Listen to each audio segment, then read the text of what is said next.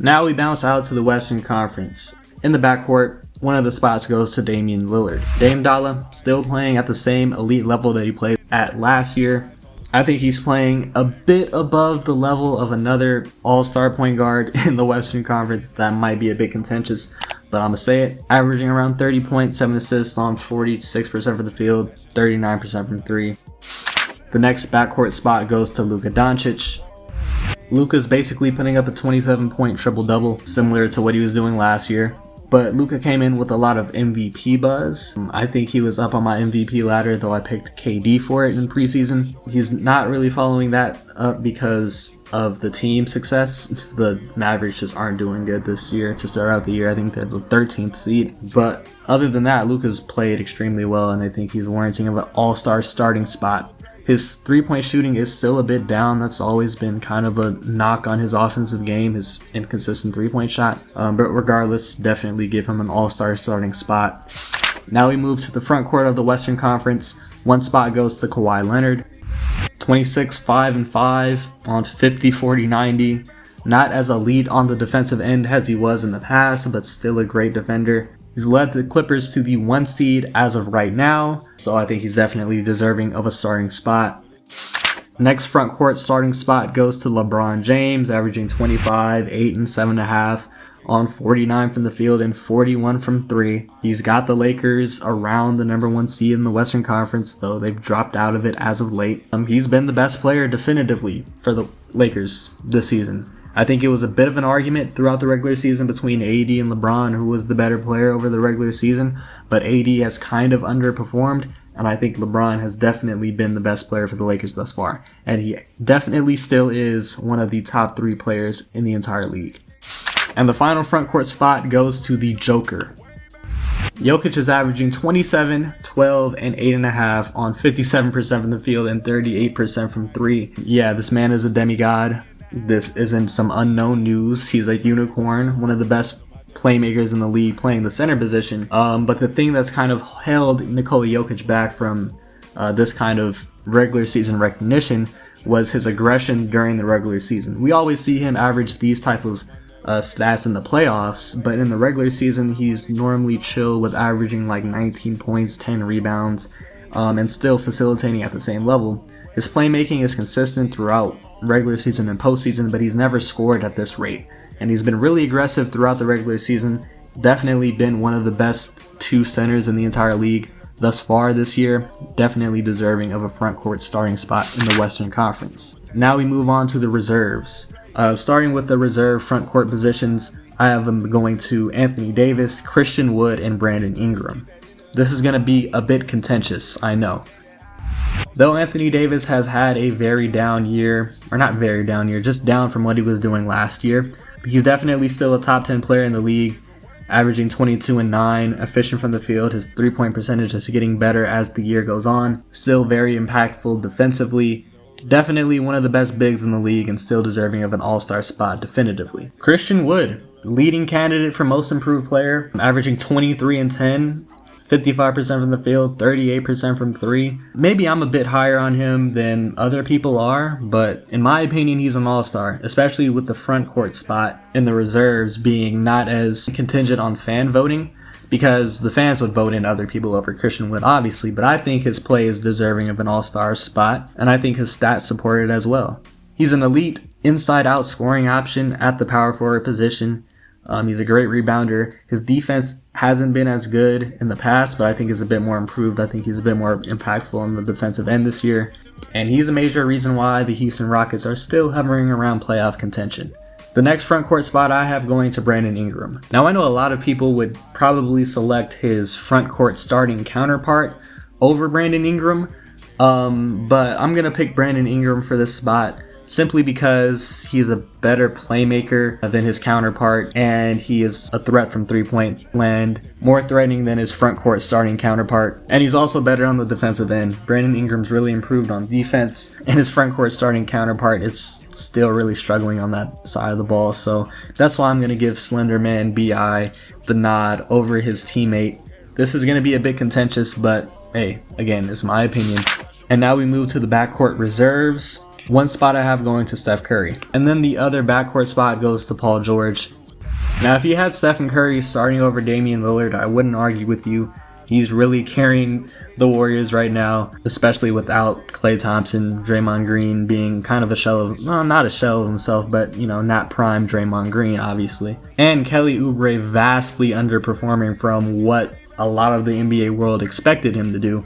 Curry has had the most offensive burden on his shoulders in his entire career, and he has definitely delivered. Paul George, he's technically playing shooting guard. He's technically played that position over the past 2 years, with Kawhi at the small forward position and Batum at the power forward position.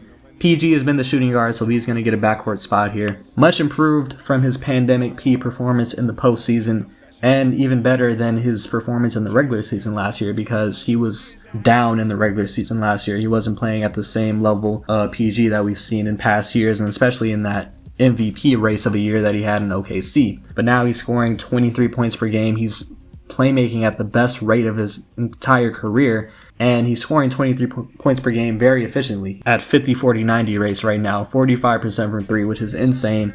PG, shout out to PG for coming off of that pandemic P performance and kind of shutting the haters up.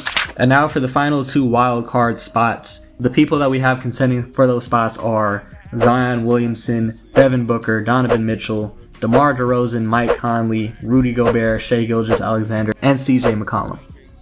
One wild card spot I will give out to Donovan Mitchell. Donovan Mitchell is playing at the same rate that he's played at over this past year, maybe his past 2 seasons. His efficiency hasn't really improved, though he is shooting the best rate from three that he has in his entire career. But he's basically doing the same old stuff on the offensive end for the Jazz this year, and he's their best player. The Jazz are the 1 or 2 or 3 seed, depending on what day you're looking at the standings, so he definitely gets an all-star spot. And then the final wild card spot I have going to his teammate Rudy Gobert. Now this one is going to trigger a lot of NBA fans, mainly because a lot of people don't fuck with Rudy Gobert for some reason, because of what he did to the, not what he did, but because he was so publicized in his interview for what he did before the COVID outbreak. He was not the sole reason for the NBA being suspended. People just overreact. Other people hate him because he looks just pretty clumsy out there. And then a lot of people hate him because of Flight Reacts calling him Rudy Gobert. He's a great player. You can't argue it. He's incredible on the defensive end. He had a bit of a down year defensively last year, but I think he's picked back up to his play. Averaging a career high in blocks per game. I know blocks per game isn't the only metric to observe defense, but if you look at the advanced metrics as well, it supports Gobert's impact on the defensive end. He's got the Jazz at a top 5 defensive rating team in the entire league. You might have to double check that. It might have fluctuated over the past couple of days.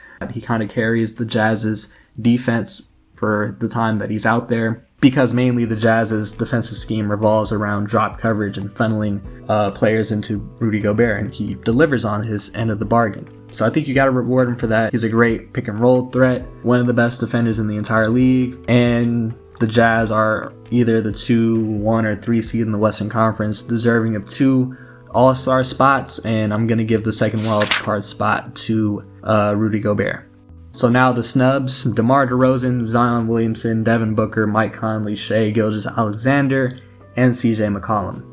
We'll start out with CJ. He's having the best year of his career before his injury, so he's only getting snubbed because of his injury. Shai Gilgeous, he's having a great year. The Thunder are overperforming a bit from what I thought they would do coming into the season.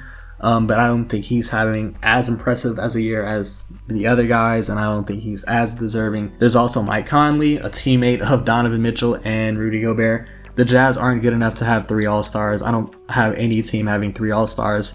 Conley's having one of the best years of his career as well. Definitely improved after his last year's showing in Utah.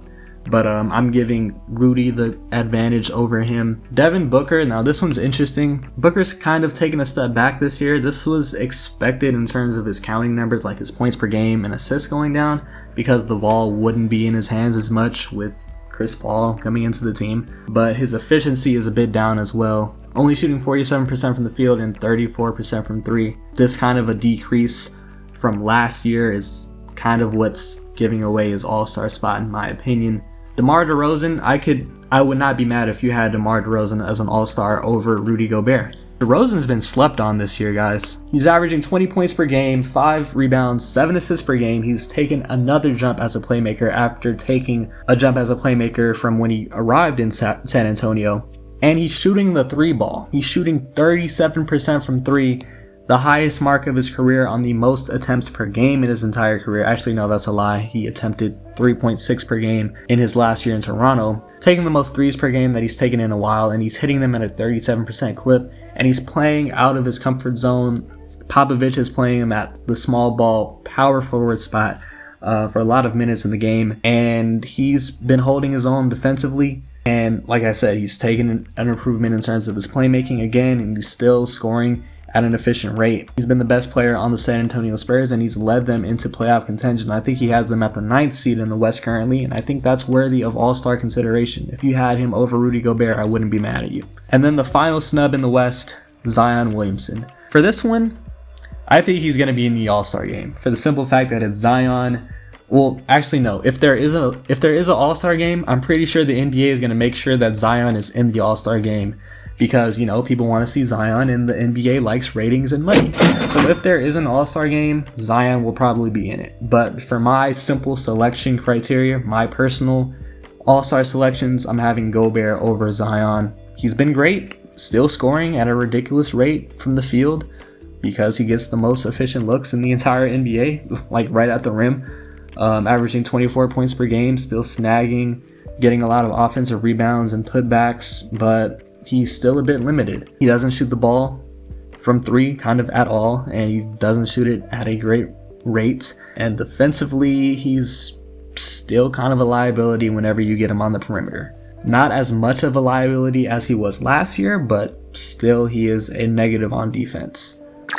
So for those reasons, I have Ingram being selected over Zion and Gobert being selected over Zion. So those are my all-star selections. Let me know what you think.